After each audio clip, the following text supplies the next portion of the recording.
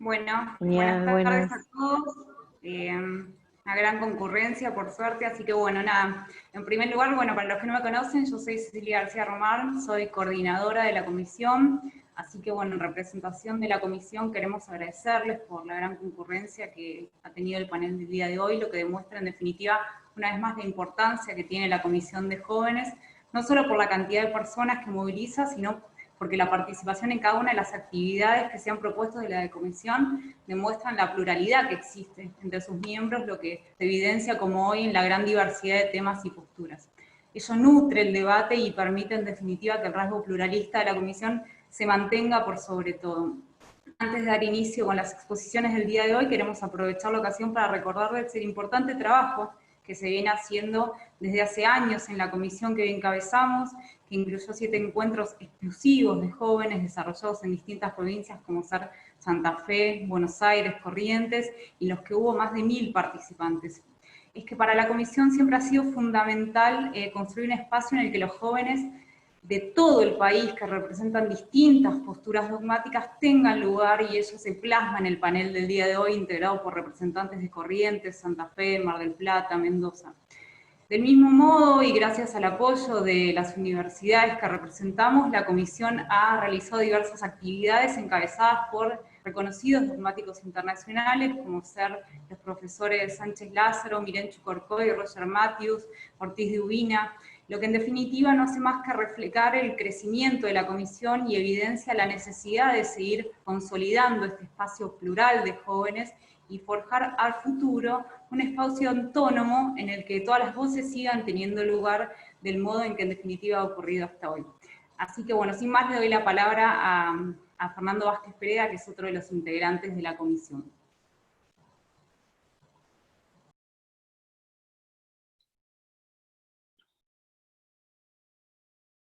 El micrófono, Fer, habilítatelo.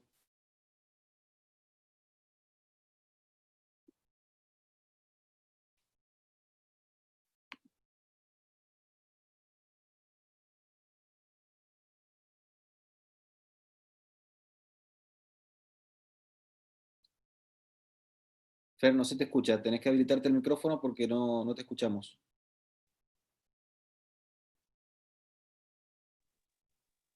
Hola, ¿qué tal? Buenas tardes, ahí estamos.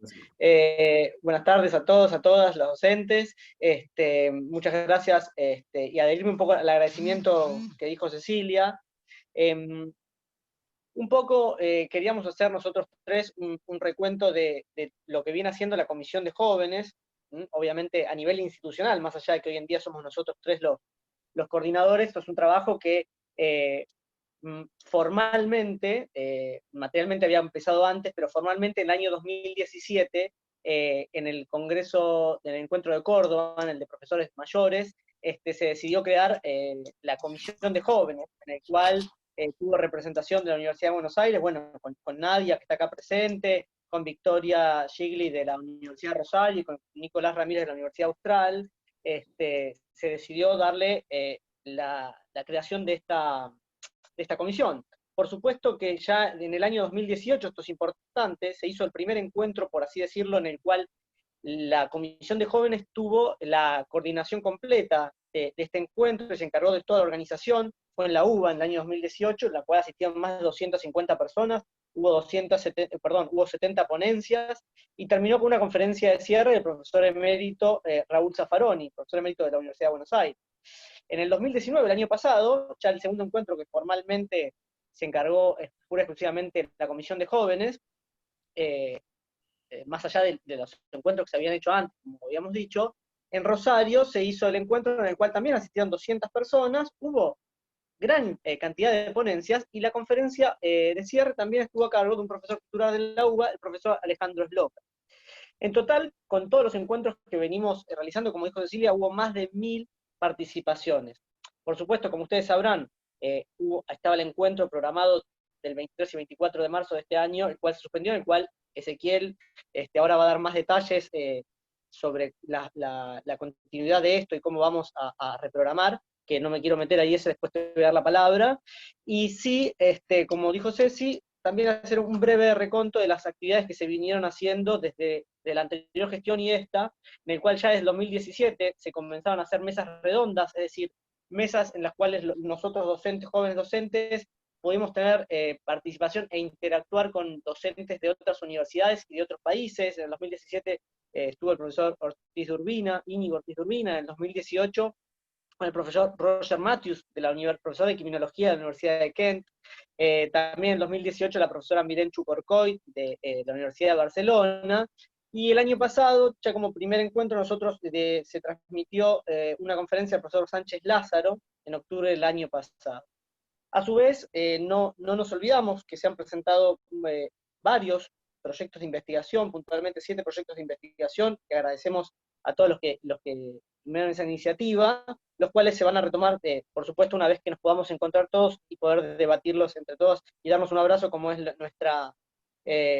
idea de todos los encuentros de jóvenes que hacemos todos los años, que ahora ese va a dar un poco más de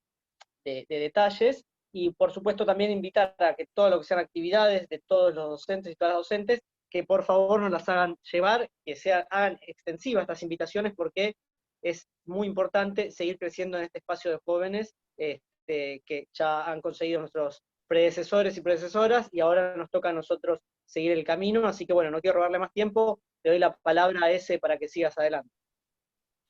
Hola, buenas tardes a todos y todas. Gracias, Fede, gracias, Ceci. Bueno, quería agradecer especialmente a Nadia, que ha sido la autora detrás de Les Autores. Ha estado impulsando este ciclo de conferencias, ha estado muy arriba en la ejecución y en la diagramación. Y bueno, también con Ceci y con Fede hemos tratado también de defender nuestro espacio como jóvenes en este congreso, que era principalmente de adultos, y que bueno, hemos tenido buena recepción de las autoridades y bueno, de todos los que están allí para que también nos pudiéramos expresar como comisión. Así que, bueno, eso es algo que está muy presente. Y después sobre el Congreso de Mendoza, pues, bueno, las circunstancias son evidentes de por qué no lo hemos hecho aquí, pero tal vez sí hay que dar una pequeña explicación de por qué no lo hemos hecho virtual. Cuando empezamos a discutir esto con los chicos y las chicas de la comisión y con los representantes de las diferentes universidades, nos dimos cuenta que también teníamos una cantidad de Zooms en la cabeza y una cantidad de carga virtual que tal vez hacía conveniente esperar un poquito para tomar definiciones. Eso por un lado. Todavía no tenemos definido, depende de cómo siga la cosa, si lo hacemos virtual o no. Pero por otro lado, también que la mitad de los encuentros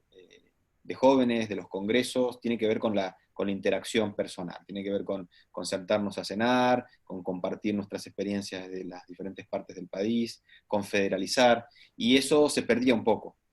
con el formato virtual. Entonces, hemos decidido esperar un poquito más, ver qué pasa con el curso de la cuarentena que estamos cumpliendo todos en el país, y a partir de allí tomar una decisión.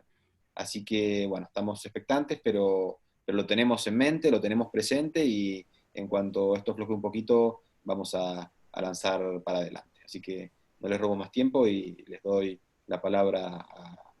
a los chicos y las chicas que van a exponer hoy. Bueno, gracias.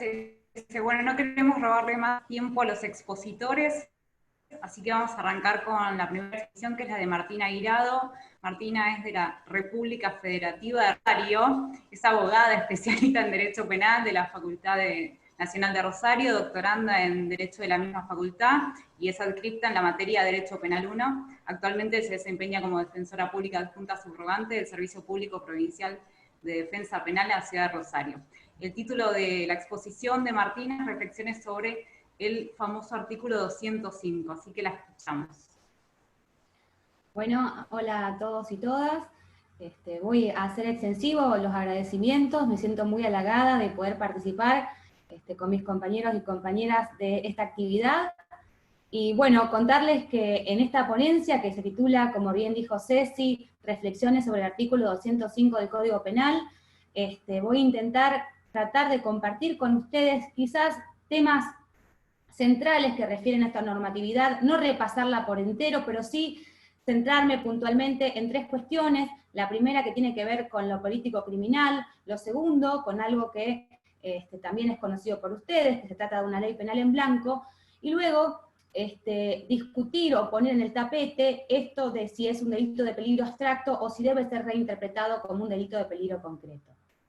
El artículo 205 refiere que se impone una sanción de 6 meses a 2 años a las personas que violaren las medidas dispuestas por la autoridad competente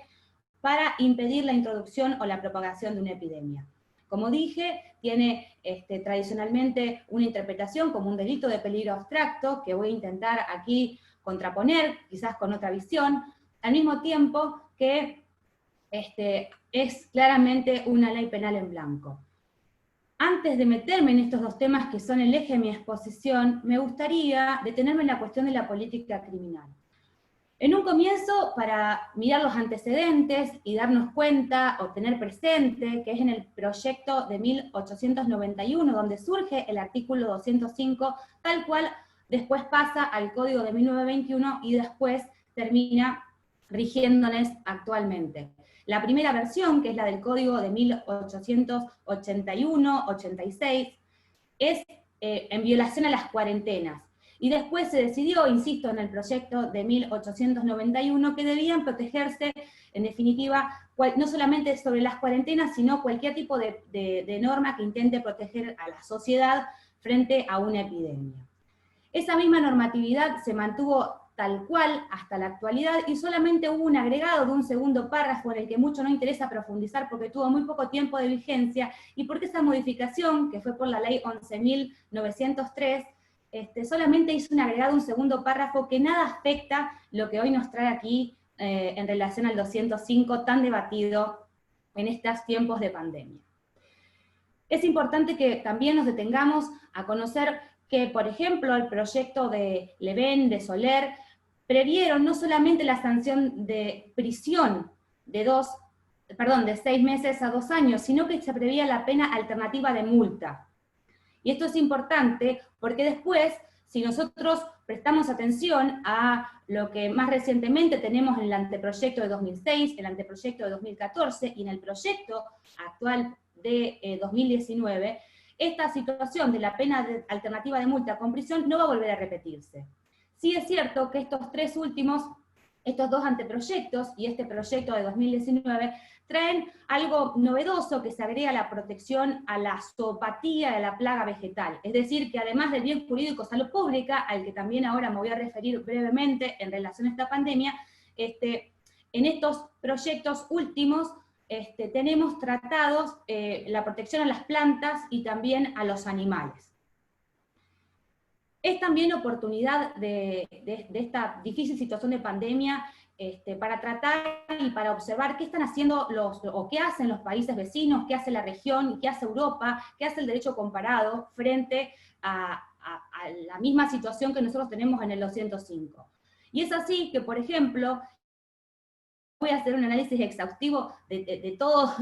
América Latina, pero mencionarles que Brasil tiene una norma similar al 205. Por ejemplo, Chile tiene una figura que sanciona el peligro, digamos, tiene que generarse un peligro para la salud pública mucho más acercable o amigable a una figura de peligro concreto. Tenemos también el caso de Uruguay, que sanciona el daño a la salud pública en lo que tiene que ver con las normas relacionadas con la epidemia. En este contexto está bien marcado que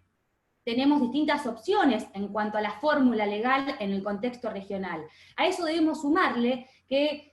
si observamos, por ejemplo, el Código Penal de México o el Código Penal de Paraguay, no tienen, si bien tienen por supuesto tipos penales que protegen la salud pública, no tienen una norma equivalente al 205. Y esto se reitera si observamos lo que ocurre en España y también en Alemania. Esos son ejemplos que, insisto, después voy a volver sobre esta situación de política criminal y también de derecho comparado. Ahora sí, y aprovechando al máximo el tiempo que tengo, quiero ingresar al primer tema que, bueno, en este caso sería el segundo tema que les anuncié, que tiene que ver con la ley penal en blanco. Y aquí detenerme particularmente en la situación del bien jurídico antes de ingresar al tema, porque todos sabemos que se trata del bien jurídico salud pública, que es un bien jurídico supraindividual, que hay decretos de necesidad y urgencia, y esto lo quiero subrayar, muy importante, todos los decretos que han venido a rellenar el 205 en este han sido decretos de necesidad y urgencia, y quizás de forma más pedagógica, pero para mí es muy gráfico decir que a través de estos decretos de necesidad y urgencia que se fueron modificando, y que no está de más decirlo, fueron luego avalados con dictamen favorable por la Comisión de Seguimiento. No voy a entrar en los detalles sobre estos decretos, pero desde el inicio de la pandemia y de la distinta legislación que empezó a dictar el Poder Ejecutivo Nacional en este sentido, podemos destacar 3 momentos, que son los 3 momentos que a mí me sirven para hacer esta exposición, sin perjuicio, insisto, de que es una división arbitraria que yo he realizado. Un primer momento donde el decreto de necesidad y urgencia 260 del 2020 refiere más que nada a las personas que venían del exterior o habían estado en algún contacto directo con los lugares donde circulaba el COVID. Tenemos quizás un segundo momento que ocurre casi una semana después, donde ese aislamiento social preventivo y obligatorio, más conocido quizás para todos como ASPO, este ASPO se dispone para todos y todas los habitantes de la Argentina y para todo el territorio nacional. Esto dura por muchas semanas, en todo el territorio nacional, lo que se conoce como la fase 1, y que fue la modificación del decreto que, insisto, les graficaba como primer momento. Y después hay un tercer momento, que podríamos decir que incluye muchos submomentos en su interior, pero que habla de una flexibilización diversificada de lo que era el aislamiento social preventivo y obligatorio. Este tercer momento va a colocar a la provincia de Santa Fe en determinada situación. Por ejemplo, en junio se podían hacer reuniones afectivas, en Buenos Aires, en Ciudad Autónoma, no se podía, y así vamos a encontrar distintas situaciones a lo largo y a lo ancho del país. Esta primera situación que quiero reflejar en relación a la ley penal en blanco es cómo la norma que va a rellenar, en este caso, reitero que son decretos de necesidad y urgencia, y que está dirigido por una política nacional en base también a las recomendaciones y a las sugerencias regionales de las provincias y los distintos municipios, cómo hay distintas realidades en la norma de relleno rigiendo de manera simultánea en todo el país. Esto es una situación que vamos a tener en cuenta y que quizás de acá a algún tiempo vamos a poder hacer un análisis mucho más de cara a los efectos de esta situación. Pero no tenemos que dejar de tener en cuenta que ahí hay un punto de interés sobre el que quizás ahora no tenemos mucho material para explayarnos, pero que es muy interesante. En relación a la ley penal en blanco, se va a reeditar aquí algo que nosotros hemos visto reiteradamente vinculado a la ley penal en blanco con el derecho penal económico, y particularmente al principio de legalidad, en este caso con la ley penal más benigna y la tensión que genera con la ley penal temporal. Nosotros ya desde el solo hecho de mirar estos 3 momentos que yo di, que primero el ASPO se dirigía a las personas que vinieron del exterior, después a todos y a todas, y después por regiones, de manera tal de que lo que estaba permitido en un lugar no estaba permitido en otro, da cuenta de que el paso del tiempo fue gradualizando y flexibilizando las situaciones de aislamiento que claramente ponen en tensión la salud pública, con la libertad de circulación y con muchísimos otros derechos que nosotros podemos efectivizar cuando podemos o podíamos, porque todavía no hemos recuperado, estamos en una etapa de distanciamiento social, con todos los otros derechos que ejercíamos y que están constitucional y convencionalmente protegidos. Pero el punto es que esta discusión de la ley penal más benigna versus la ley penal temporal tiene defensores y defensoras de ambos lados, y también tenemos jurisprudencia de la Corte Nacional que ya ha definido el tema, insisto, referido al derecho penal económico. Aquí tenemos un gran desafío, que es hoy intentar insertar quizás o asociar esa jurisprudencia y esa doctrina para estos casos. Por ejemplo, Roxin tiene una posición, y mucha doctrina tradicional argentina tiene una posición muy marcada en relación a que las leyes penales temporales son una excepción al principio de la ley penal más benigna, que en este caso del 205 se daría en muchísimos casos cuando la flexibilización de la cuarentena nos permitió hacer muchas más cosas que antes estaban sancionadas. Por el contrario, hay quizás un sector mucho más garantista o quizás más contemporáneo en la doctrina, que desde el principio constitucional de la ley penal más benigna, que además en el caso de nuestro país tiene rango convencional en la Convención Americana de Derechos Humanos y en el Pacto Internacional de los Derechos Civiles y Políticos. A nivel jurisprudencial no puedo dejar de destacar, reitero, si bien se refiere a materia cambiaria, el fallo Cristalux, sobre el cual por cuestiones de tiempo no voy a ahondar, pero que tenemos una cuestión ya resuelta en un tema similar, que claramente, a criterio de quien les habla, inclinaría la balanza por la aplicación del principio de la ley penal más benigna, lo cual, finalizada la pandemia, daría como resultado quizás que no sea viable la sanción ni la punición por el artículo 205 en este tiempo de pandemia. Hay otra cuestión que tampoco está definida y que tenemos un debate para el futuro, que es que, como dije, el ASPO ha sido dispuesto por un decreto de necesidad de urgencia o por varios decretos de necesidad de urgencia. Y todos sabemos que el artículo 99, apartado 3º de la Constitución Nacional, tiene vedado al presidente dictar decretos de necesidad y urgencia en materia penal. Aquí también la doctrina se posiciona de manera opuesta, hay personas que avalan por razones de proporcionalidad o razonabilidad el uso del decreto de necesidad y urgencia para establecer el ASPO y regular la política sanitaria nacional en el marco de la pandemia, y hay quienes no, y quienes lo critican por afectaciones constitucionales. Creo que más allá de la toma de posición, aquí tenemos también una discusión para seguirla a futuro, y mi intención en este sentido es marcarla y relacionarla con, en este caso, el tema de la ley penal en blanco que involucra el artículo 205. Por otra parte, tenemos otro tema que, como dije, al empezar esta exposición, se vincula directamente con la doctrina tradicional que ha interpretado este artículo 205 como un delito de peligro abstracto. Y cuando me refiero a la doctrina nacional, me refiero a Soler, a Núñez, a Fontán Balestra, a Bonpadre, a Creus, un enorme sector en nuestra doctrina que ha considerado claramente la importancia del peligro ex ante, es decir, que el bien jurídico salud pública se ve solamente aceptado con la desobediencia por parte, digamos, con el incumplimiento de las normas establecidas por las autoridades competentes para evitar la introducción o la propagación de la epidemia. Desde el punto de vista jurisprudencial, y esto es un comentario más bien local, aquí en la provincia de Santa Fe, en todos los casos, en todas las audiencias en las que yo he intervenido, que lamentablemente para mí han sido muchas, que se trató el tema del 205, por supuesto en conjunto con el 239, y más allá de la discusión de la competencia, ha sido tenido como un delito de peligro abstracto. Esto también es importante destacarlo porque no veo que haya habido un resultado distinto en otras jurisdicciones. También me interesaría que se pueda compartir, y tampoco creo que esté cerrado, pero la realidad es que tradicionalmente se ha considerado como un delito de peligro abstracto, y hoy, y debo traer acá y poner en el tapete que hay un criterio mucho más novedoso, a criterio de quien les habla, que tiene en cuenta otros principios, y que una doctrina contemporánea, quizás por un posicionamiento que tiene respecto de los delitos de peligro abstracto en general, y una reinterpretación que hacen fundamentalmente pensándolos como delitos de peligro concreto para darles aval constitucional, pero que es una doctrina muy fuerte, entre las que podemos mencionar al doctor Zaffaroni, a Lagia, a Slokar, al doctor Rafecas, a Dona, a Bozo, a Rickert, a Cesano. Es decir, solamente por mencionar algunos, y no quiero quizás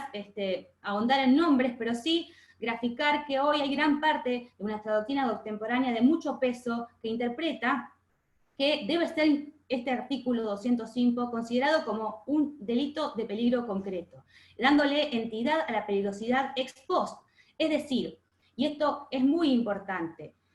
que una persona que, por ejemplo, durante esta segunda fase, si ustedes se acuerdan, yo cuando les hablé de los decretos de necesidad y urgencia, que establecieron 3 momentos. Pensemos en el segundo momento, que nos tomó a todos por igual, que fueron esas primeras semanas de aislamiento social preventivo y obligatorio para todos y todas, solamente con la autorización de los servicios esenciales y permiso para salir a los lugares de cercanía, y una estricta limitada circulación. En esos casos, la sola consideración del delito como delito de peligro concreto aun cuando una persona haya circulado y se haya movilizado y haya, en definitiva, no respetado esas normas que puso la autoridad competente ante esta pandemia, el peligro ex post nos lleva a considerar que si esa persona no tenía COVID, que si esa persona tampoco tenía síntomas de COVID, ni había estado en contacto con una persona que tenía COVID, entonces, por ausencia de peligro ex post para la salud pública, queda descartada cualquier posibilidad de sanción de ese comportamiento. Y esto es importante porque este análisis, que insisto, no deja de ser el análisis aplicado a cualquier otra interpretación que se pueda hacer de un delito como delito de peligro concreto, deja en claro que no hay una impunidad en los casos en los que hay afectación a la salud pública, porque en todos los casos, ya sea, insisto, de que se hable de un delito de peligro abstracto o de peligro concreto, en esta reinterpretación que quiero traer y compartir con ustedes también para debatir, no se dejan impunes afectaciones a la salud pública por parte de distintas personas. Y esto no solamente lo señalo y lo destaco, sino que las implicancias dogmáticas y de interpretación constitucional que tiene adoptar una y otra postura van a hacer al recorte o no que vamos a poder dar a la teoría del delito. Vamos a pensar en los supuestos de error, vamos a poder pensar supuestos de insignificancia, quizás también de necesidad justificante. También tenemos aquí, y particularmente cuando hablamos, si interpretamos que es un delito de peligro abstracto, ¿qué pasa con el error de prohibición en los alcances, en la interpretación de los alcances de la norma? Creo que, reitero, desde una posición que respeta más los derechos y las garantías de las personas, poner el eje central en el principio de lesividad, en el derecho penal como última ratio, en la necesidad de intervención, y particularmente en la jurisprudencia de nuestra Corte Nacional, en el fallo Basterrica, luego retomada en el fallo Arriola, donde también se hace referencia a jurisprudencia de la Corte Interamericana en relación a la no invocación del bien común o la seguridad común, en este caso sería la salud pública, para restringir otros derechos convencionales. Creo que justamente el recorte insisto, de la teoría del delito, del análisis, de las posibilidades que nos permite considerarlo como lo concreto, y insisto, sin dejar impunes las conductas que se puedan hacer en infracción al 205 con afectación del bien jurídico salud pública, son un tema de análisis que quiero también dejar para compartir y para debatir. Entonces, y para terminar y cumplir con el tiempo que me han pedido, y como reflexiones finales sobre este tema, creo que nos queda un tiempo para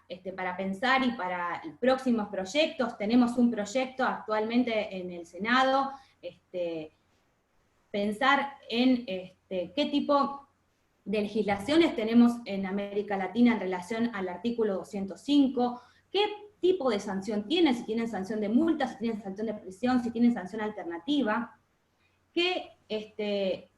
tener en cuenta que nuestro legislador mantiene, aún en el proyecto de 2019 y en los últimos el anteproyecto del 2004 y el 2014, de 2006 y 2014, ha mantenido el artículo 205 en su actual redacción. Entonces, estas cuestiones me parecen que son muy importantes. Y a nivel, quizás, de lo que mencioné, del principio de legalidad, en tensión, quizás aquí la ley penal en blanco con la ley penal transitoria y también los decretos de necesidad y urgencia, creo que tenemos ahí, particularmente en los decretos de necesidad y urgencia, un interesante debate por venir que no está resuelto, como así tampoco está resuelto si se trata de un delito de peligro concreto o un delito de peligro abstracto, y las consecuencias y las implicancias que tiene esto, y que por cuestiones de tiempo no puedo profundizar en ejemplos. Pero bueno, quedo abierta a las preguntas y les agradezco a todos por escucharme. Bueno, gracias Martina. Vamos a dejar el espacio de las preguntas para el final de todas las exposiciones. Así que ahora vamos a dar espacio a la exposición de José de Stefani, quien es profesor adscripto de la Cátedra de Penal, Parte General de la Universidad Nacional de Cuyo. La exposición exposición de José se denomina doctrina clásica de la imputación, semejanzas y diferencias con la actual teoría del delito. Te escuchamos, José. Hola, espero que me escuchen bien. Buenas tardes para todas y para todos. Espero que también se pueda estar viendo la presentación que compartí. En primer lugar, quiero agradecer a esta Comisión de Jóvenes Penalistas por el esfuerzo constante, por la búsqueda de espacios de discusión que favorecen el crecimiento y la formación de jóvenes penalistas con una mirada federal en el país, por lo cual, bueno, me parece loable la tarea y el impulso que tiene esta comisión. Y en particular, si se me permite, a la Cátedra de Derecho Penal Parte General de la Universidad Nacional de Cuyo, a todas y a todos sus miembros, de quienes siempre y constantemente aprendo, y en particular al profesor titular, Omar Palermo, que posee una inmensa generosidad para todas y todos nosotros. Bien, como bien decía Cecilia, la presentación y la ponencia de hoy la he titulado como Doctrina Clásica de la Imputación, semejanzas y diferencias con la actual teoría del delito. La misma es fruto de un proyecto de investigación que inicié en la Universidad de Navarra y que continué en Freiburg,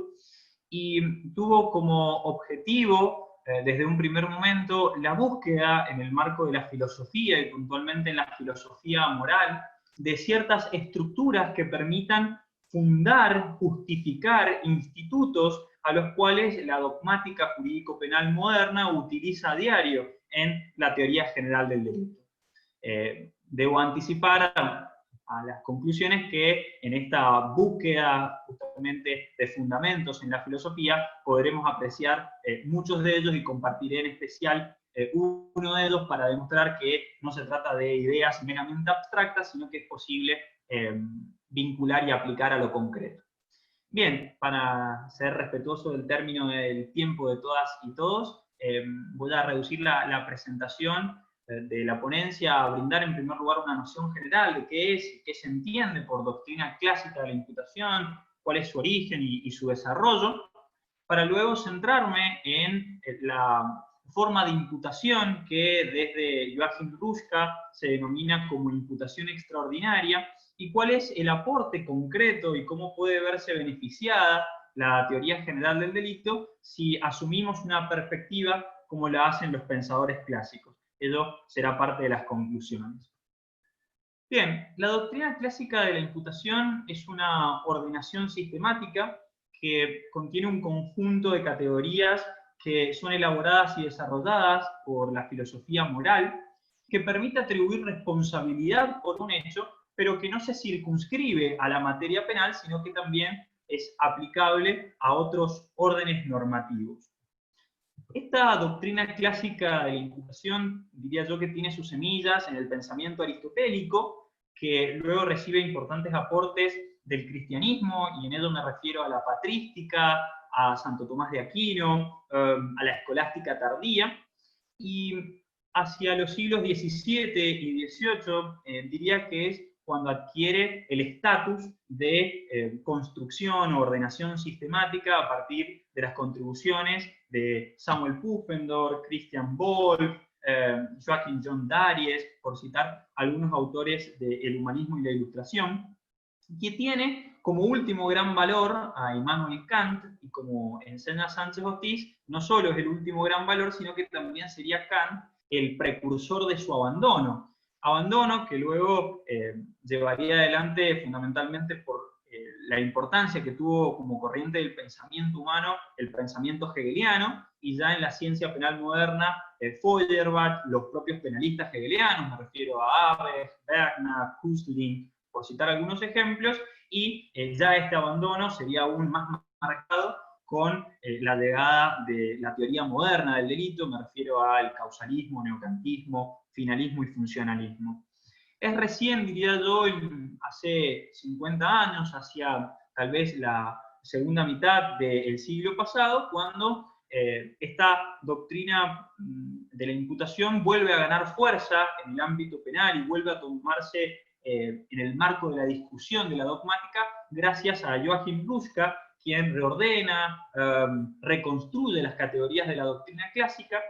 También podemos encontrar referencias a ella en autores como Kinshasa o Neumann, y en la doctrina de lengua española podemos encontrar a Juan Pablo Mañalich, el profesor Sánchez Hostiz se ha ocupado de estas tareas, Vives Antón también hace referencia a ellas, el propio profesor Montiel, si bien con una mirada crítica,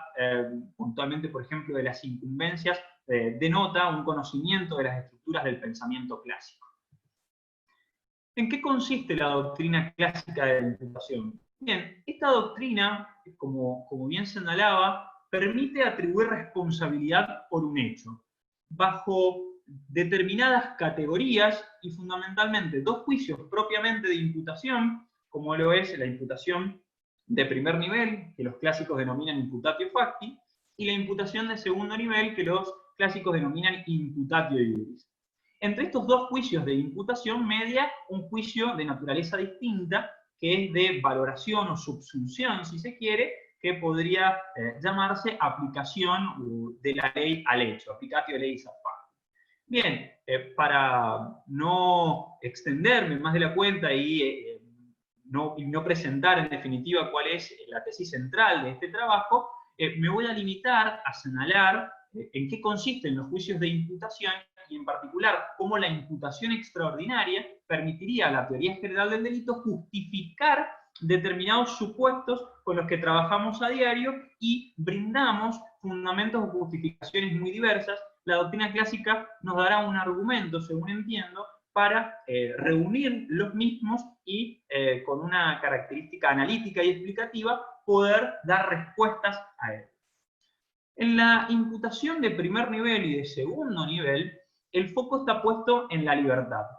Es decir, en el primer nivel, en donde se analiza si un suceso en el que se ve inmerso una persona es un hecho, hoy hablaríamos de una acción o una conducta como categoría de la teoría del delito, requiere de que exista una libertad básica o mínima que implica que tenga como componentes la volición y el conocimiento. Volición significa tener al menos una opción, una alternativa a la hora de actuar o de obrar, y conocimiento implica que previo a esa volición el agente debe haber conocido la realidad o las circunstancias fácticas relevantes de ese hecho. Por lo cual, se encuentra ausente la libertad en el primer nivel de imputación y por lo tanto queda excluida en los supuestos que hoy hablaríamos de fuerza física irresistible, cuando el agente es instrumentalizado y por ende no tuvo opción. Los clásicos hablaban de vis absoluta. Y como segundo componente, el conocimiento, este se ausenta y por lo tanto falta la libertad cuando el sujeto desconoce o hierra. Hoy hablaríamos de un error de tipo, los clásicos hablaban de ignorantia facti. En el segundo nivel de imputación ocurre lo mismo. Si no hay libertad, en este caso es un juicio en el donde ya se constató un hecho, en el imputatio facti, en la applicatio leis el mismo resultó contrario a una norma, por ejemplo, existe una regla de conducta que establece la prohibición de matar, el sujeto mata, por lo tanto, contraría la norma de conducta en visión retrospectiva, y debe analizarse en la imputatio iuris si el mismo sujeto o si ese sujeto es responsable, debe responder a título de reproche, de demérito, y por lo tanto le corresponde una pena, siempre y cuando se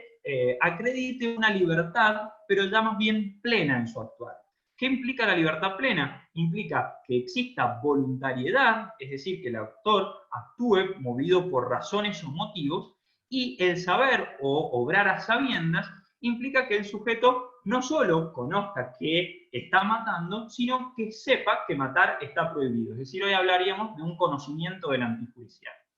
Esta libertad se ausenta y por lo tanto son causales de exclusión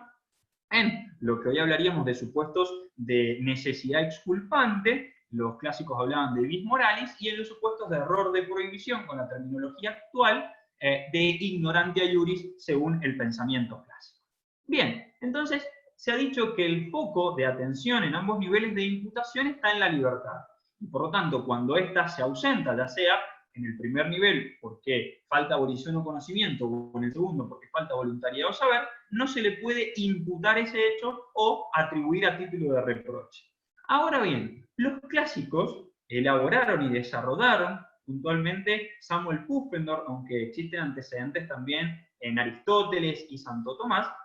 una estructura que recién recibe la terminología, como bien les decía, por Ruska. El contenido estaba, pero la terminología no, la coloca Ruska y habla de imputación extraordinaria,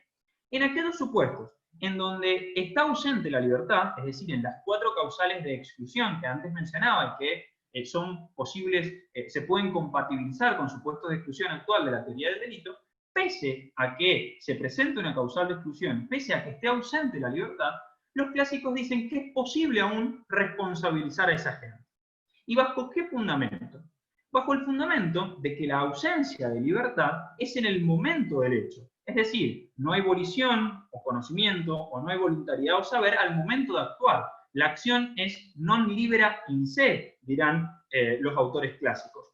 Pero puede que sea libre en su causa. Y puede ocurrir que el propio agente sea quien se haya colocado en esa situación de exclusión. Es decir, y parafraseando, que sea el propio agente por su culpa, que sea él la causa de la causa de exclusión. Diríamos, por ejemplo, o así dirá Santo Tomás, que quienes se embriagan y por tanto se vuelven ignorantes son responsables de esa ignorancia. O dirá Pufendorf que aquel que por petulancia o por curiosidad se involucra en una pelea y a raíz de eso es instrumentalizado y sufre una fuerza física irresistible, es él la causa de esa causa de exclusión. Por lo tanto, en esos casos, por el ser el propio agente quien se coloca en la causal de exclusión, que es el propio agente quien genera el supuesto de ausencia de libertad, debe atribuirse el hecho, debe igualmente responder, porque si bien la acción no fue libre en sí misma, sí lo fue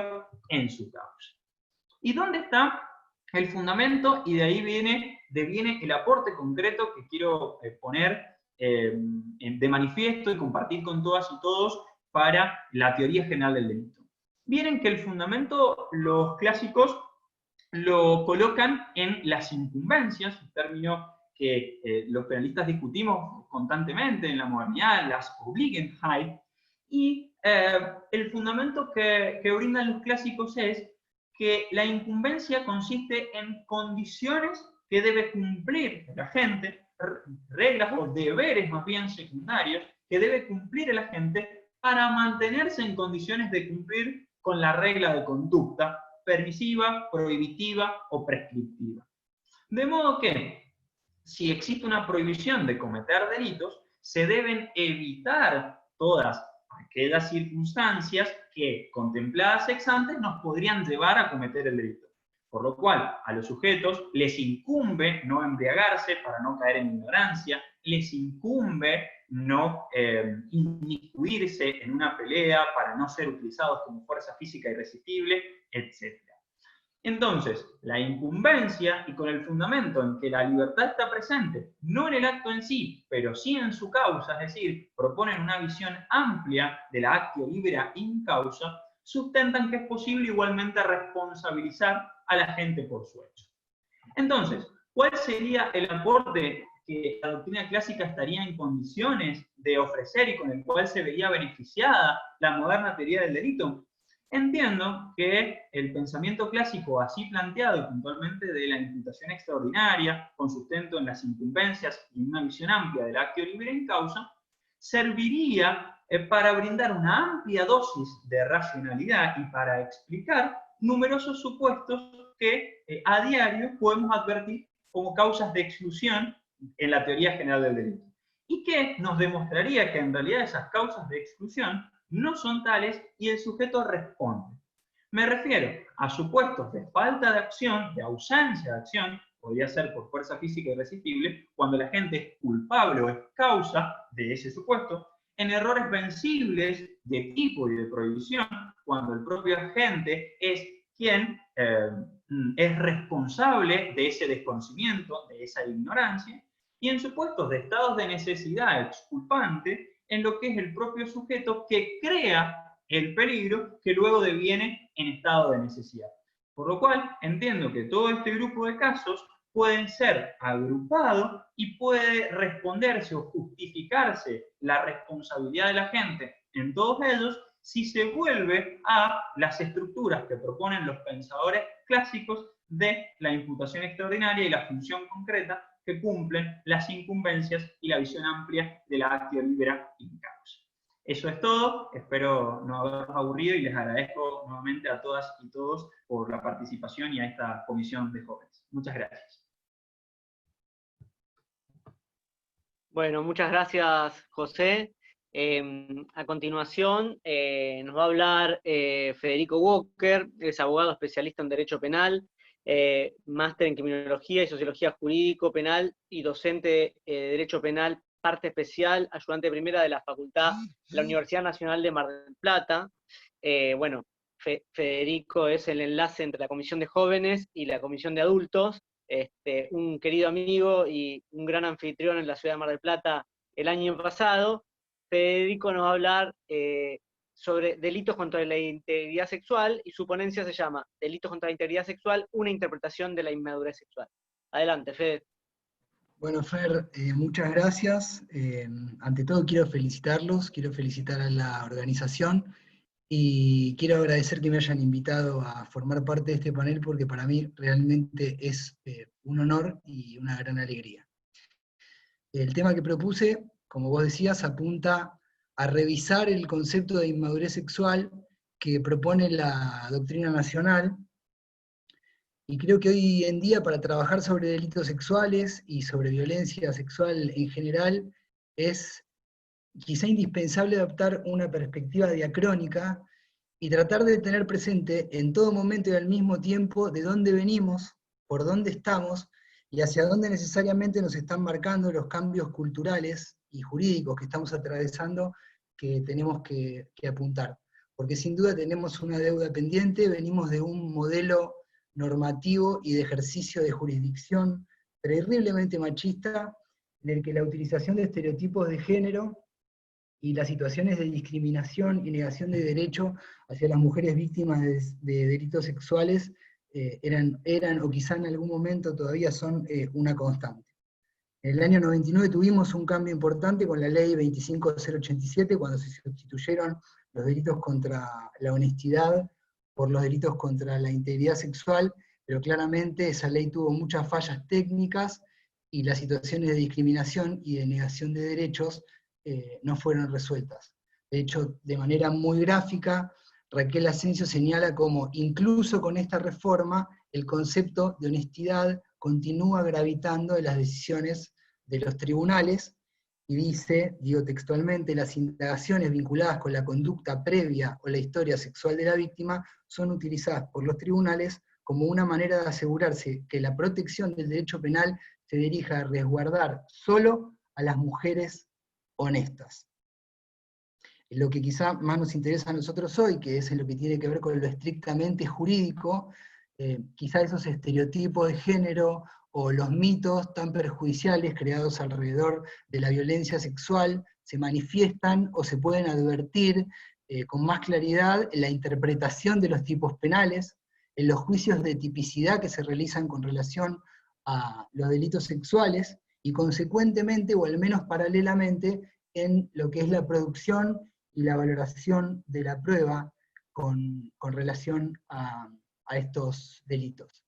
Pero bueno, de un tiempo a esta parte creo que es evidente que estamos atravesando un nuevo cambio cultural, un nuevo cambio de paradigma que repercute fuertemente en la forma de abordar la violencia sexual, y tanto nuestro ordenamiento local, pero especialmente el derecho internacional de los derechos humanos, nos está señalando la ya no necesidad, sino obligatoriedad de incorporar la perspectiva de género como pauta para la producción e interpretación de la ley y como criterio rector en el ejercicio de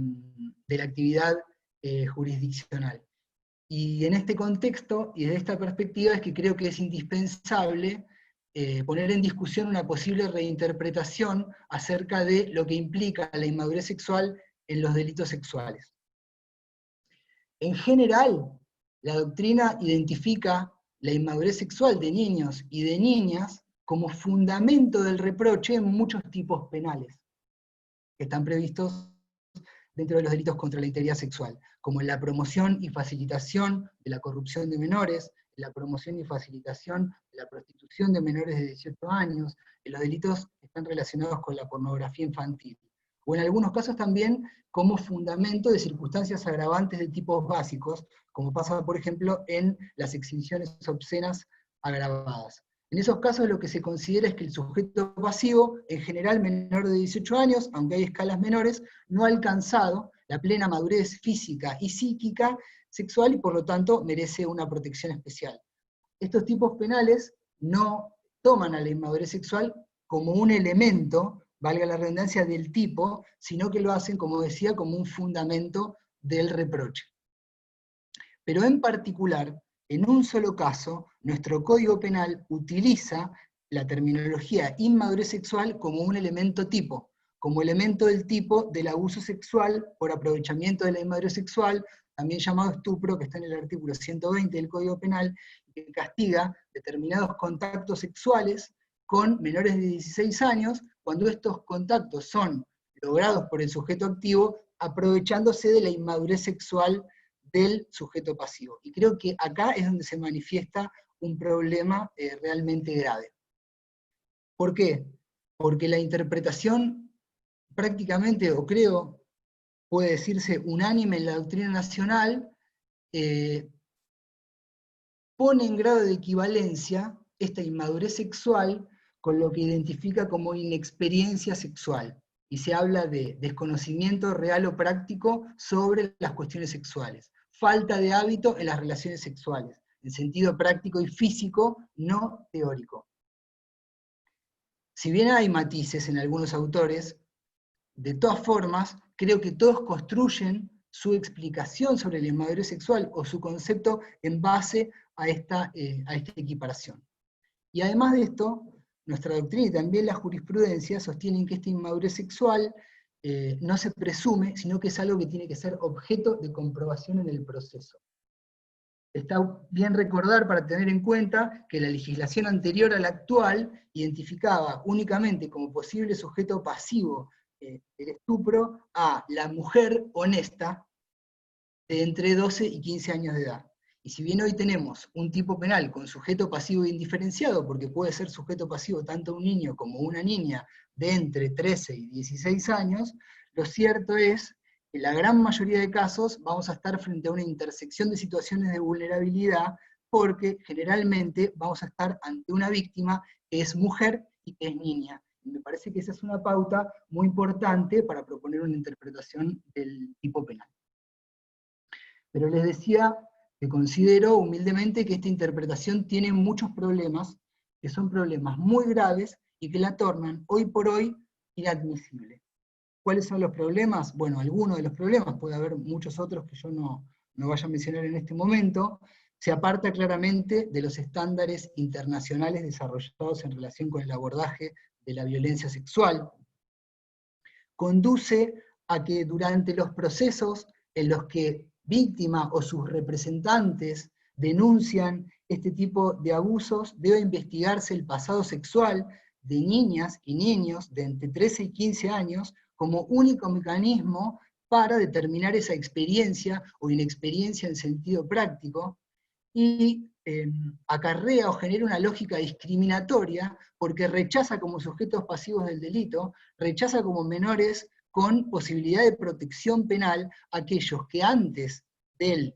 abuso hayan tenido una o más relaciones sexuales. Incluso cuando estos sujetos pasivos consienten el acto sexual que propone el sujeto activo por una cuestión fraudulenta o por un aprovechamiento de su situación. De alguna manera, por vía de la interpretación, ingresa a nuestra ley una concepción estereotipada sobre lo que se espera del comportamiento sexual de las niñas en especial y de los niños de esa edad. Y además, también quiero decir que tiene problemas de sistematicidad muy grandes, porque contrapone en algún punto algunas pautas esenciales de la Convención de los Derechos del Niño, e incluso otras interpretaciones que se generan al interior de nuestro propio sistema del Código Penal. Por eso es que creo que hay que proponer una reinterpretación de este elemento del tipo. La doctrina tradicional toma la inmadurez sexual prácticamente como un bloque, inmadurez sexual, y la somete a las mismas reglas de interpretación y a las mismas reglas de comprobación. La interpretación que voy a proponer parte de diferenciar estos elementos, porque realmente no tienen nada que ver. La inmadurez sexual es una cuestión que se vincula con la edad del sujeto pasivo, y el aprovechamiento de esa inmadurez sexual es algo que se corresponde o se vincula únicamente con el comportamiento del autor. Y esta interpretación va a poner el foco en el comportamiento del sujeto activo y no en la conducta sexual del niño previa al hecho como condición de aplicación del tipo penal. Básicamente, lo que creo que podemos interpretar es que la inmadurez sexual del sujeto pasivo debe considerarse una característica propia de los niños y niñas menores de 16 años que el tipo presupone y fija como pauta objetiva. Esto hace que no tenga que ser objeto de prueba en el marco del proceso. Solamente con constatar la edad del sujeto pasivo y el comportamiento doloso del autor, estamos bien. ¿Qué no implica esta interpretación? Porque no podría serlo nunca. No implica ninguna presunción sobre el comportamiento del autor. No presupone nada acerca de la existencia del contacto sexual. No presupone nada sobre el aprovechamiento doloso de la situación de la víctima. Y no presupone nada tampoco sobre el vicio del consentimiento generado por el engaño del autor. Presumir el abuso por aprovechamiento implicaría claramente una violación al principio de culpabilidad y una lesión al derecho a la presunción de inocencia que nosotros no toleraríamos. Contrariamente, fijar una edad en la que se presume, o mejor dicho, se reconoce que los niños no han alcanzado su máximo desarrollo físico, psicológico o sexual, no implica ninguna presunción con relación a la culpabilidad del autor, ni ninguna presunción con relación que viole ningún principio esencial de derecho penal. Esta interpretación que propongo analizar tampoco implica un retroceso en el campo de la sexualidad juvenil, ni un recorte en el ejercicio de la libertad de los menores de entre 13 y 15 años. Todo lo contrario, las relaciones libremente consentidas son indefectiblemente atípicas. Pero sí en este contexto, de alguna forma, transforma al niño en portador de derechos porque se le reconoce una posibilidad jurídica de consentir relaciones sexuales, pero se lo coloca como protegido especial sobre, o con relación a posibles actos fraudulentos. Bueno, voy a tratar de ir muy rápido en lo que sigue. Creo que además esta exégesis del tipo logra adaptarse mejor que la tradicional a ciertas cuestiones que son esenciales en el marco de la interpretación de la ley. Punto de partida, tolera bien una interpretación literal, porque permite considerar que estamos frente a una presunción de que todos los menores de hasta 15 años de edad son por antonomasia inmaduros sexualmente. De hecho, no existe ninguna cláusula condicional, ni ninguna locución con valor condicional, si, siempre que, cuando, que obligue a interpretar que el sujeto pasivo puede o no ser inmaduro sexualmente con, a lo sumo, 15 años de edad. Asimismo, lo que tenemos que entender por inmadurez sexual, como decía al inicio, no tolera la interpretación tradicional. La Convención de los Derechos del Niño dice que es niño todo ser humano menor de 18 años de edad. Y en el preámbulo brinda una pauta valorativa que es sumamente importante, porque reconoce que los niños, por su falta de madurez física y mental, necesitan protección y cuidados especiales. Entonces, con esta pauta clara que se brinda de esta convención, que tiene jerarquía constitucional, es muy difícil sostener después que nosotros desde nuestro derecho vamos a identificar o vamos a sostener que si una niña de 13 o 14 años mantiene una relación sexual, por ese solo hecho deja de ser inmadura sexualmente o adquiere automáticamente una plena madurez física, psicológica o sexual. Creo que interpretar de esa forma genera una contradicción con el principio y los fines de la Convención de los Derechos del Niño. Y también, como les decía, tiene cierta falta de sistematicidad con otros tipos penales de nuestro propio ordenamiento jurídico. Por ejemplo, se daría una situación como esta: una niña o un niño de 13, 14 o 15 años que tuvo una relación sexual previa a este abuso, no sería admisible como sujeto pasivo del abuso sexual por aprovechamiento de su inmadurez sexual, pero sí podría ser víctima, por ejemplo, de una promoción o facilitación de su corrupción, porque los efectos de ese tipo, con solo constatar la edad, ya estaríamos afirmando que no ha adquirido esa plena madurez física, psicológica o sexual. Pero lo más importante de todo, me parece que a 20 años de la sanción de la 25087 y de este tipo penal, y con los cambios culturales que mencionábamos que se están produciendo, una interpretación progresiva de la figura nos llevaría a abandonar la posición tradicional sobre el concepto de inmadurez sexual y privilegiar otra, esta u otra que puedan surgir, que cumplan con la necesidad de incorporar a los procesos judiciales y a los mecanismos de producción e interpretación de la ley la perspectiva de género como pauta hermenéutica y a adoptar medidas tendientes a erradicar de la ley y los procesos judiciales los estereotipos de género discriminatorios. La interpretación que propongo creo que resuelve los problemas que presenta la interpretación tradicional,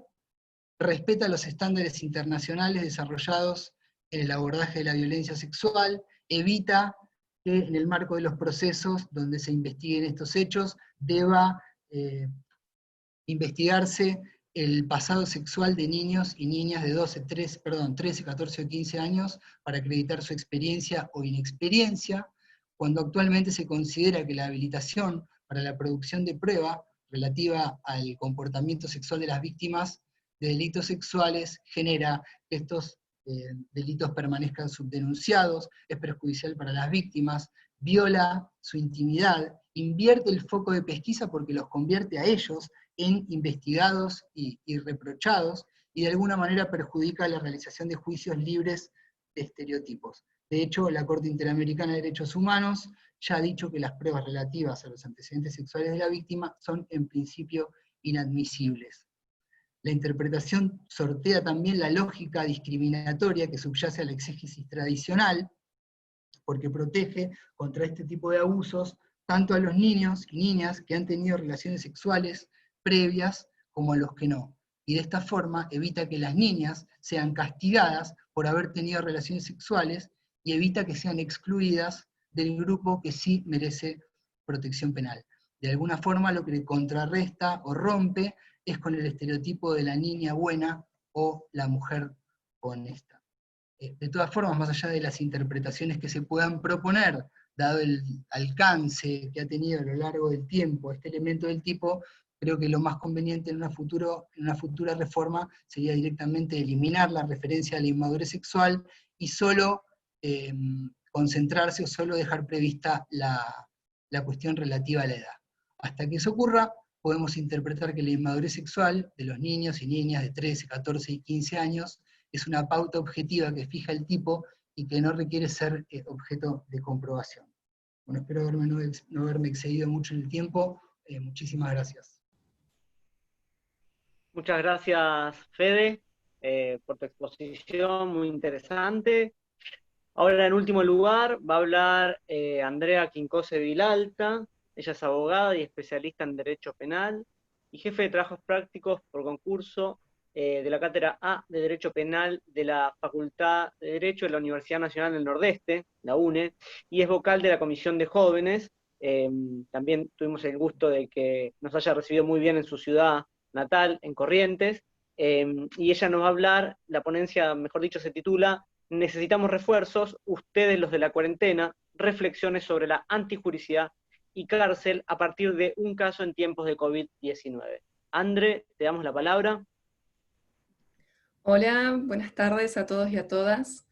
Es un placer realmente, a pesar de la distancia de esta pantallita, ¿verdad?, volver a encontrarme con todos ustedes. Me sumo a los agradecimientos de los expositores que me precedieron, y también, ¿por qué no?, a la añoranza de la que hablaba hoy más temprano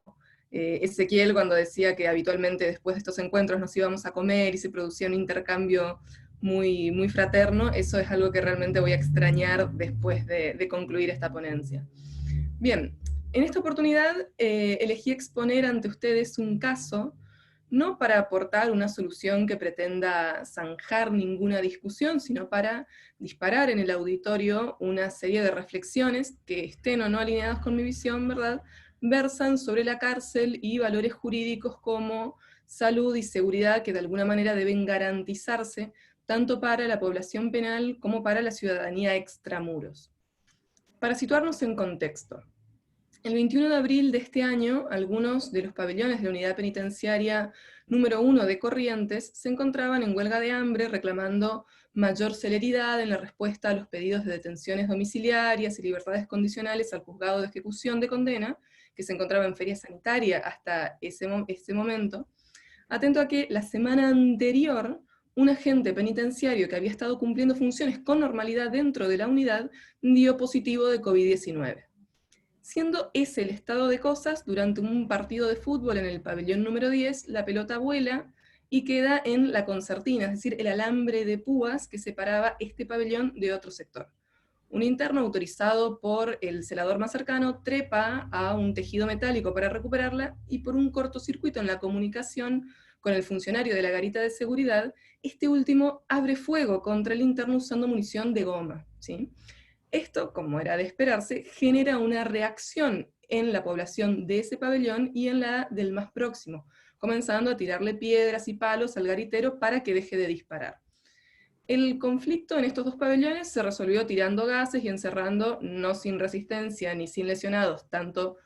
en la población penal como en algunos agentes penitenciarios, a unos 50 internos en sus celdas. Luego, la situación volvía a descontrolarse cuando, para hacer ingresar en sus pabellones a 8 presos que se encontraban de recreo en un jardín alejado de la zona del primer conflicto, se intentó hacerlo a punta de escopetazos, requiriendo la entrada de más y más efectivos, al parecer a medida que se agotaban las municiones. En este segundo episodio, con munición de plomo, fue asesinado Kevin Candia, de 22 años. Ese día, y a raíz de estos episodios, en aras de restablecer el orden, ingresaron a la cárcel más de 100 efectivos de la Fuerza de Seguridad, entre, lógicamente, agentes penitenciarios, el equipo táctico operacional penitenciario, de la Policía de Corrientes, el Grupo Táctico Operacional, la Policía de Alto Riesgo, la Infantería, y afuera se encontraban los bomberos, el grupo de canes, y aunque hasta aquí podrían pensar que el problema es que la banda de música de la policía no recibió la invitación, lo cierto es que de todos los hechos ocurridos ese día, aquel en que quiero detenerme es la orden de sumarse al operativo impartida a entre 30 y 40 integrantes del servicio penitenciario que se encontraban en aislamiento obligatorio por haber tenido contacto directo con aquel oficial contagiado de COVID-19, ¿sí?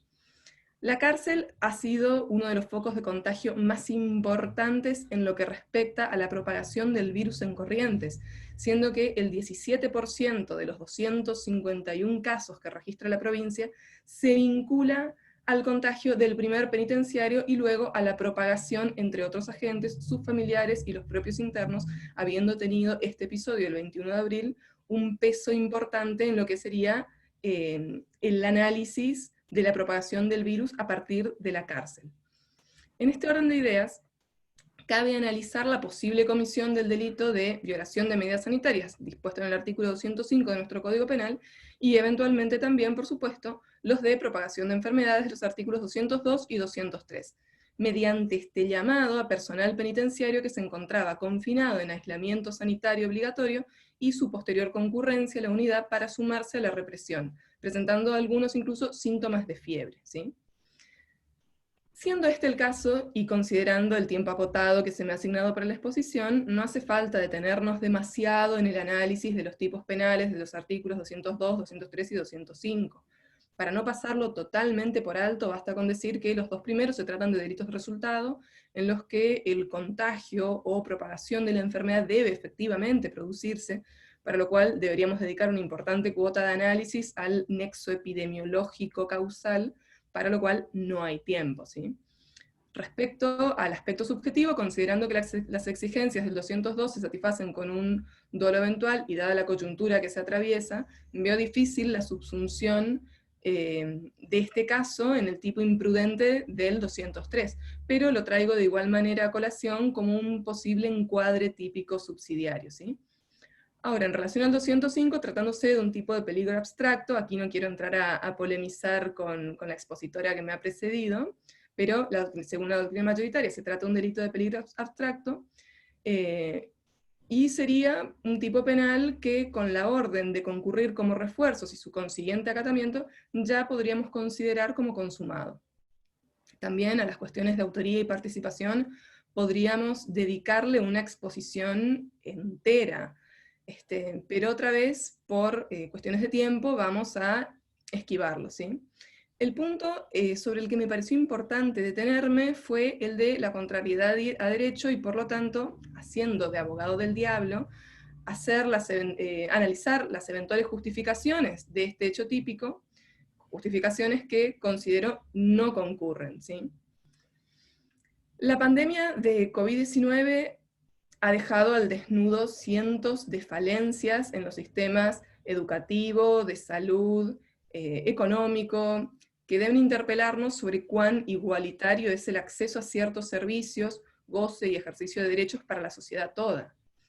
Ahora bien, para quienes trabajamos en el ámbito del derecho penal, el incumplimiento del mandato del artículo 18 constitucional de que las cárceles sean sanas y limpias, no es una verdad que se haya desnudado recientemente, sino que desde hace décadas podríamos decir que es casi una exhibición obscena, ¿sí? Que las cárceles no son sanas ni limpias, y que, como dijo nuestro querido Luis González el primer día del encuentro, no se ha hecho responsable ningún juez por encerrar a alguien en una posilga, es algo claro para todos. Sin embargo, creo que aún dentro de este marco de incumplimiento flagrante por parte del Estado, de estos compromisos asumidos tanto en la Constitución como en tratados internacionales, es necesario repensar el rol del Estado y por lo tanto de sus funcionarios en miras a determinar cuál es, en lo concerniente al tratamiento de reclusos y su articulación con el resto de la comunidad, su deber preponderante. Y en este caso considero estamos habilitados para reflexionar y teorizar precisamente sobre eso, por haber entrado en tensión los deberes de mantenimiento de la seguridad y de preservación de la salud. El Estado ejerce un especial poder sobre los internos de centros penitenciarios o centros de detención, traduciéndose en relaciones de sujeción especiales en las que casi la totalidad de los aspectos de la vida del interno son gestionados y administrados por, o al menos reciben, una fuerte injerencia de funcionarios de la fuerza. Se podría pensar que, en caso de conmoción dentro de una unidad penal, incluso si imagináramos un enfrentamiento entre internos que amerite la intervención de algún funcionario, seguiríamos hablando de constelaciones de casos en las cuales la población penal posee al menos una ínfima capacidad de autogestión para la resolución del conflicto, al menos superior a la que poseen en otros supuestos. Porque en casos como este, en los que se encuentran en juego bienes jurídicos, como la salud de todas las personas del establecimiento, incluidos los internos, el personal penitenciario y cualquier otro funcionario que trabaje ahí dentro, el único que carece por completo de facultades tanto jurídicas como de facto para administrar el conflicto es el preso. Toda clase de protección a la que pudiera recurrir se encuentra reducida, cuando no desactivada por completo, tras su ingreso al establecimiento. Esta podría ser una vía de análisis para defender la tesis de que la preservación de la seguridad cede ante la preservación de la salud. Sin embargo, en otra línea argumental, pero con el mismo sentido, podríamos decir que esta desarticulación de otras formas de protección se tornaría irrelevante si consideramos que el cuidado de la salud intramuros es uno de los deberes que podríamos definir como propios de las competencias de fomento en términos de public. No solo debe resguardarse la incolumidad de la salud en términos de respeto, sino que ésta debe ampliarse y mejorarse. El funcionario, como parte del Estado, debe guiar sus decisiones y tareas de modo tal que su accionar colabore en las tareas nucleares de mantenimiento, para el mantenimiento del orden. en el caso bajo análisis, no solo la salud del establecimiento penitenciario, en el que las relaciones se desarrollan bajo este paradigma de la sujeción especial, es puesta en jaque, sino que además genera una afectación a la salud pública, que es una de las condiciones reales básicas para la existencia personal, cuya garantía debe explicarse en el marco de estas competencias de fomento. En este orden de ideas, y en una muy escueta síntesis de apenas una postura para el abordaje de uno de los muchos aspectos sobre los que podría teorizarse a partir de este caso, considero que cualquier intento por justificar la realización de los tipos penales previstos en los artículos 202, 203 y 205 del Código Penal, tal como ocurriera aquí en Corrientes el 21 de abril en la cárcel de la capital, carece de base teórica y normativa sólida. ¿Sí? Ahora, viendo el cronómetro, bien, en este estado de cosas, ¿sí? Para terminar, debo insistir en que no es mi pretensión cerrar discusión alguna, sino en todo caso aportar algo a un debate, no solo sobre las prisiones en sí, sino sobre el rol del Estado en relación a ellas, que creo debería ser un tópico más visitado para la construcción de un Estado de Derecho que no sea meramente declarativo, ¿sí? Bien. No siendo para más, les voy a agradecer a todos por escucharme, a la organización por cómo viene saliendo este evento, y estamos todos abiertos a preguntas y reflexiones. Gracias. Bueno, gracias a todos. Acá traslado una pregunta que le hace Germán Alegre a José Estefanís. José, te voy a desmutear. Ahí estoy. La pregunta es la siguiente: si considerás que esa integración de la estructura de imputación ordinaria y extraordinaria en la moderna teoría del delito puede lograrse sin tocar ningún pilar importante de la teoría del delito, sobre todo dirigido al grupo de casos del error. Bien. Gracias, Germán, por la pregunta y por el interés en el tema. Y acá lo primero que me parece importante señalar es que tal vez el primer acercamiento que tuvo a la doctrina clásica de la imputación pensaba que se trataba meramente de estudiar una evolución histórica, es decir, de un antecedente de la teoría del delito. Pero al profundizar y al escuchar al leer a autores no solo clásicos, sino modernos, como mencionaba Rushka, Sánchez Ortiz, Kim Hoysa, que vienen a reordenar las categorías, la respuesta es que los caminos entre doctrina clásica y teoría del delito son más bien paralelos e irreconciliables. Es decir, que en la búsqueda de compatibilizar, si se quiere, las categorías de la doctrina clásica con la teoría del delito, a priori diríamos que la imputatio iuris es la categoría de acción, que la applicatio leis ad factum comprende parte de tipicidad y antijuricidad, y que la imputatio iuris queda limitada a la culpabilidad. Sin embargo, luego nos damos cuenta que este intento de compatibilización y de vincular categorías no es perfecta, y que, en definitiva, es preferible mantener las estructuras de una y otra, y sí, lo que considero es que la doctrina clásica puede aportar o beneficiar a la dogmática jurídico-penal y a su construcción moderna, que es la teoría del delito, con su aporte en cuanto a la racionalidad y su capacidad analítica. ¿Y en qué sentido? Hablaba Germán del error. Pues, en el caso de la doctrina clásica, el error se ubicaría en la imputatio facti, es decir, en lo que nosotros consideramos como acción. ¿Por qué? Porque el dolo, sostienen los autores clásicos, que ya se encuentra en la acción, es decir, que la acción presupone volición y conocimiento y que no puede escindirse. Es decir, que aquel intento, o más bien la teoría del delito, al solo analizar la volición en la acción y dejar al margen el conocimiento, es decir, la estructura del dolo en la tipicidad, está separando lo que no puede ser separado. De modo que en cuanto a la posibilidad de mover estructuras de la teoría del delito, ya lo que debería decir es que la dogmática o la doctrina clásica no busca modificar las estructuras, sino que yo lo que entiendo es que puede fundar y dar razones para explicar mejor las estructuras de la teoría del delito. ¿Por qué? En base, como les digo, a la racionalidad y la capacidad explicativa que posee, a su sustento y su estudio de la agencia, de la acción humana. Por ello, dejaban en el Power al final que la doctrina clásica lo que puede aportar a la teoría del delito es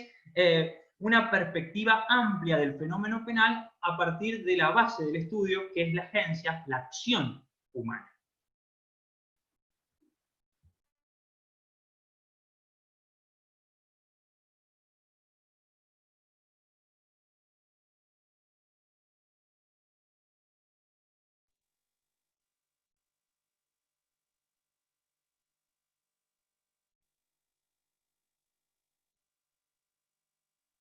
Perfecto, José. Muchas gracias. Ahí contestó Germán. No sé si alguna otra docente o algún otro docente tiene alguna otra pregunta que quiera deslizar a los expositores. Ahí ya pusimos en el chat si alguien tenía alguna pregunta, pero no han mandado. No sé si alguien quiere hacer alguna pregunta. Ahí está, Gabriel. Gabriel Bombini le pregunta para Andrea. André, no sé si vos podés, a ver, justo se me fue el chat, ya te digo, la pregunta era para Andrea, es si podés profundizar un poco la idea de competencia de fomento en el ámbito penitenciario. Bien, siguiendo esta línea de ideas, ¿verdad?, de Public, que establece una serie de competencias según las cuales no alcanza solo con respetar, ¿verdad?, con no tener un avasallamiento del ámbito de organización ajeno, ¿sí?, que un ámbito propio se desborde sobre el otro, lo que podríamos traducir como una competencia meramente de respeto. Existen otras constelaciones que implican, por el rol precisamente ejercido, implican un quehacer más proactivo en el cual las condiciones básicas para que la sociedad pueda desarrollarse en este estado de libertades deben ser, no quiero resultar tautológica, pero podríamos decir fomentado, ensanchado, mejorado. En cierto modo podríamos decir que en el marco de los centros penitenciarios, si bien hay cuestiones que hacen, por supuesto, a competencias de respeto, lo cierto es que en tanto de por sí se supone que la cárcel tiene una cierta misión, que todos sabemos que en realidad no se estaría cumpliendo, de mejorar las condiciones del interno para en su externación cumplir de otra manera con su rol ciudadano, lo cierto es que el estado en el cual se encuentran las prisiones actualmente implican, por un lado, la violación de esos deberes de respeto, pero hay una serie de competencias, como yo decía, de mejoramiento de las condiciones, pero no por el estado en el cual ya se encuentren, sino porque justamente lo que se debe hacer es maximizar las herramientas para que eventualmente, tras su externación, esta persona salga en mejores condiciones de aquellas en las que entró. Eventualmente también tenemos que ponernos a pensar en términos de maximización de herramientas educativas, sanitarias. Hay una serie de competencias del Estado a partir de la inclusión de una persona en centros penitenciarios que deben ser entendidas de esta manera, sobre todo porque estamos hablando de la administración de una institución total, de un micromundo en el cual, con más razón todavía, que ya hacia afuera el Estado tiene a su cargo ciertas competencias que le implican la mejora de esas condiciones básicas para que precisamente pueda coexistir, los ciudadanos puedan coexistir y la vida pueda desarrollarse dentro de este marco de un estado de libertades, dentro de una cárcel, de este micromundo, con más razón todavía, el Estado tiene a su cargo la mejora de esas condiciones, de goce de derechos, de acceso a derechos, para garantizar ese estado de esa coexistencia dentro del penal y eventualmente también afuera. Más o menos esa es la idea. Ahí Gabriel también, una pregunta para Fede. A ver, perdón, que justo se me va el chat. Fede, a ver si estás por ahí. Mirá. La valoración del consentimiento debería acudir a parámetros diferenciales por la situación de interseccionalidad en que se encontraría la víctima. ¿Tengo un micrófono? Sí. ¿Ya tengo un micrófono? Sí, sí. Estoy pensando. Sí, el micrófono. Bueno, a ver, no sé si esto que voy a decir contesta o no contesta la pregunta, pero vendría a ser una suerte más o menos así. En función de las edades y de los tipos penales, tenemos una situación en que, en el caso de los menores de 13 años, en relación con la conducta, con su vida sexual, funcionan como objeto en la relación sexual porque no tienen ningún tipo de capacidad de consentir.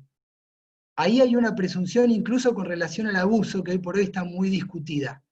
¿Sí? Me refiero con el parámetro de edad que llega al límite que fija el primer párrafo del 119.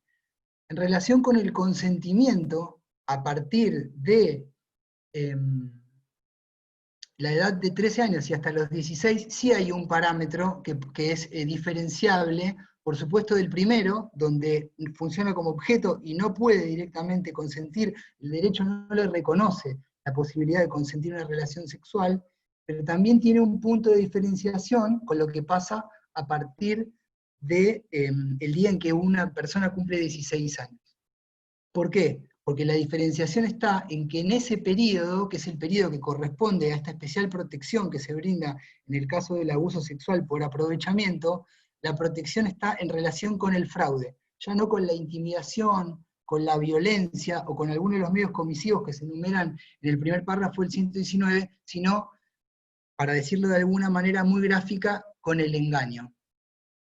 Fuera de los engaños que darían lugar a la imputación directamente de un abuso sexual, como pueden ser los que tienen que ver con el sentido de la relación, como podría ser la sustitución de una persona por otra, que ya nos saca de este ámbito, cualquier engaño que se utilice, cualquiera, para concretar la relación con el menor de 16 años de edad, daría lugar a la aplicación del tipo. Ya por fuera de esa edad, bueno, no hay protección para mayores de 16, para gente que va de 16 años en adelante, con relación al abuso sexual fraudulento. Y creo que puede estar ahí, por esa situación, por esa intersección de situaciones de vulnerabilidad, este plus de protección que, bueno, termina con los 16 años y que de alguna manera tiene relación con lo que establece la Convención de los Derechos del Niño sobre esta especial situación de protección.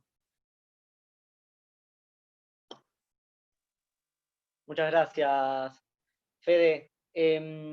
Bueno, si no hay ninguna otra pregunta, íbamos a darle el pase a Nadia, que quería hacer bueno, un aviso sobre la próxima jornada del encuentro. Nadia, si estás por ahí. Sí, bueno, más que nada era un derecho a réplica por bueno, el inicio y la apertura de la actividad. Primero felicitarlos a todos porque la verdad que mantener este espacio con la participación de todas y de todos ustedes es una gran satisfacción para quienes iniciamos con la coordinación de esta comisión de jóvenes en este espacio plural y federal con Nicolás Ramírez y María Victoria Gigle, y que nos acompañaron también Fernando Vázquez Pereda y Cecilia García Román como vocales, y sobre todo también el impulso que ustedes le están dando como comisión. Creo que, bueno, digamos, es el espíritu que se quiere mantener, y que, bueno, que sigan trabajando en ese sentido, gracias a Ezequiel, también a Fernando y a Cecilia, también a los vocales, Andrea, Nicolás y el enlace Federico. Y también no dejar de decir que, bueno, este es un esfuerzo colectivo que también se está haciendo desde el Consejo Directivo de la Asociación Argentina de Profesores de Derecho Penal, y que los esperamos el próximo encuentro de la semana próxima a las 17 horas con el tema de los delitos contra la salud pública y propagación. Así que, bueno, próximamente ya compartiremos todos los datos para que se puedan conectar. Gracias a todos. No sé si alguien más quiere decir algo, si no, hasta la próxima.